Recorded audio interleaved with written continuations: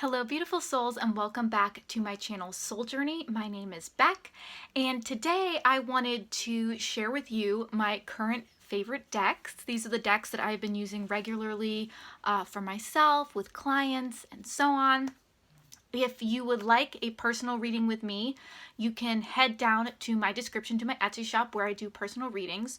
Or if you would like to check out my live stream readings, which I do on Instagram and will be doing on TikTok eventually, those links are down below as well. So for those of you who have been following my live streams or have gotten readings with me, you may recognize some of these decks, but I figured I would share them on here because if you haven't been a part of my live stream or you haven't gotten a reading with me, these might be all very new to you in my collection, because a lot of these are actually newer decks in my collection. So if you've seen my, current favorite deck videos in the past, a lot of these may be new to you. So I wanted to share them with you because I am just adoring these decks. For anyone who's interested in tarot and oracle, I do these regularly. I do the unboxing videos. I do my, current favorite tarot decks.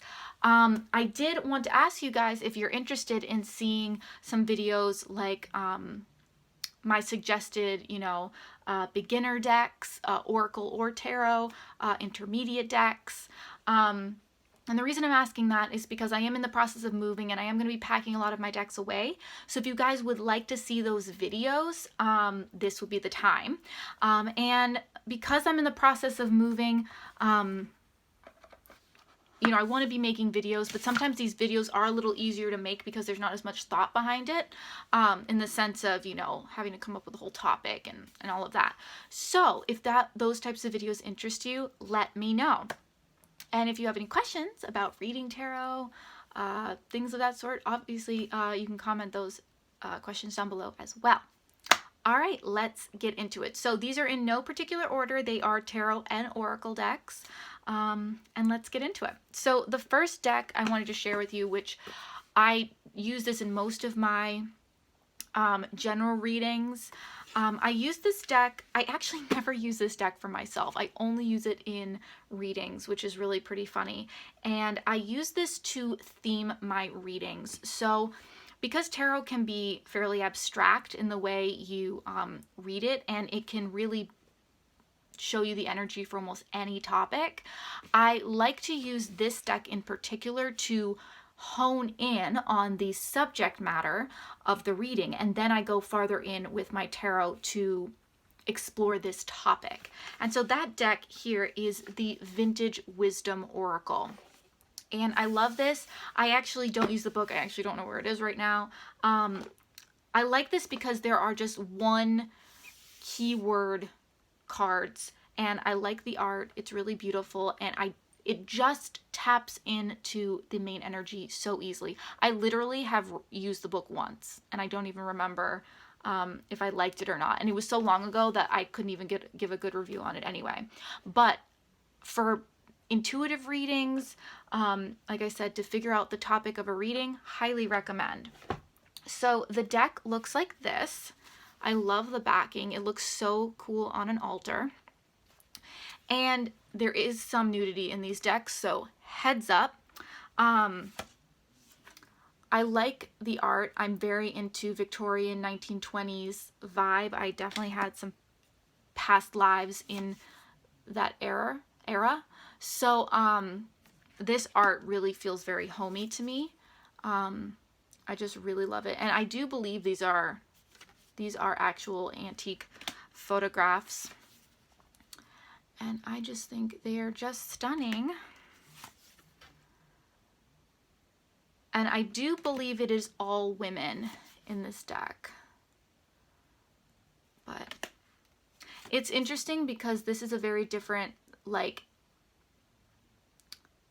style of art from any of the other decks that I use regularly. So this definitely has a really cool vibe to it, and people definitely really like seeing this deck. When I pull it out, they're like, whoa, that's really intense. The cardstock is really good. It's really big cards. I really love this deck.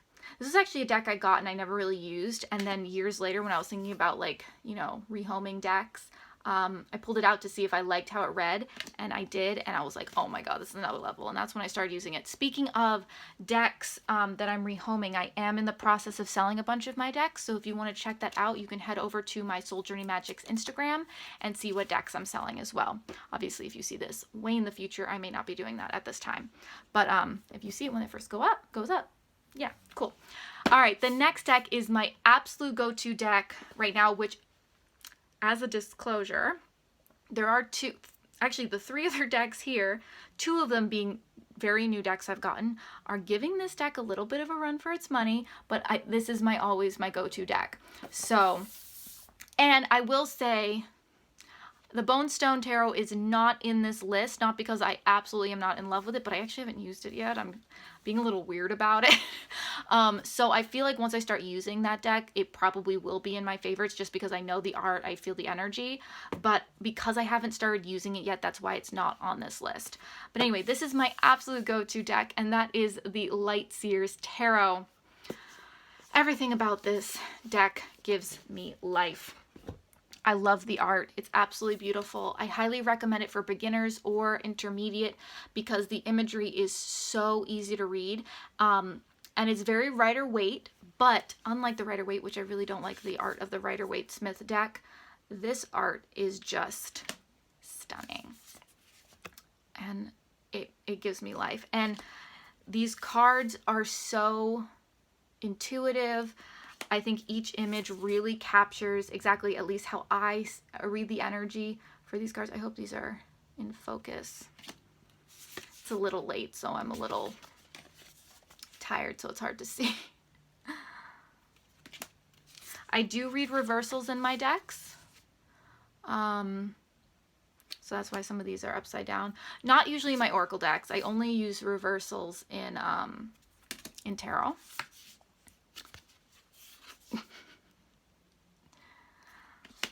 But I don't have these in any particular order, so this will just give you an idea. I do want to show you some major arcana. Let's go this way. I just highly recommend this deck. It's a great beginner deck if you've never done tarot before. It's beautiful. It's absolutely stunning. There's really good diversity in this deck, different body types. I'm a fan. Obviously, I literally said this is my favorite deck.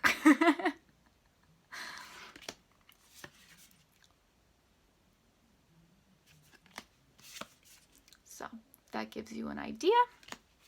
I feel like, oh yeah, a couple, really give you a good idea. Absolutely stunning. This has one of my favorite lovers cards in it. Oh, yeah, I'll just show you these. Literally, I pretty much love every single piece of art in this deck. It is just mwah, phenomenal.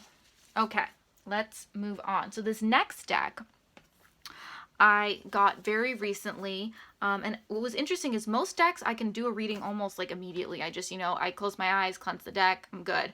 This deck, I literally pulled 3 different spreads and I couldn't read it. Like, it wasn't that I didn't understand the art, it's just the message wouldn't come through, which is really weird. So I just kind of put it aside, and then I was watching a video about, if you're not understanding the messages from a deck, like, cleanse it. And I was like, all right, so I did some like extra powerful cleansing. So I don't know if this deck picked up some stuff in the mail or whatever, but as soon as I did that, the messages came through amazingly, and I've started using it recently, and oh, I'm in love with it.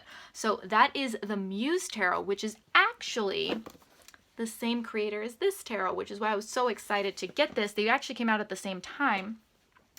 And so I was really excited. Once I started working with that deck, I was like, oh man, I have to get the Muse Tarot. So again, the boxes are amazing. And this has a completely different feel from the Light Sears Tarot. Like, look at that backing. Oh my God. Like, talk about a stunning deck. But it's a completely different vibe. There's actually some like photo manipulation stuff in here, and usually I don't like that, but It's just awesome. Also, the cardstock for both of these are amazing. It's a matte. It's just great. Chris-Anne knows how to make her decks. At this point, I'd pretty much get any deck from Chris-Anne. She's just delightful, and they really read well. But as you can see, these decks are so different. I was actually surprised, considering that they do have the same, you know, author, just how different they feel.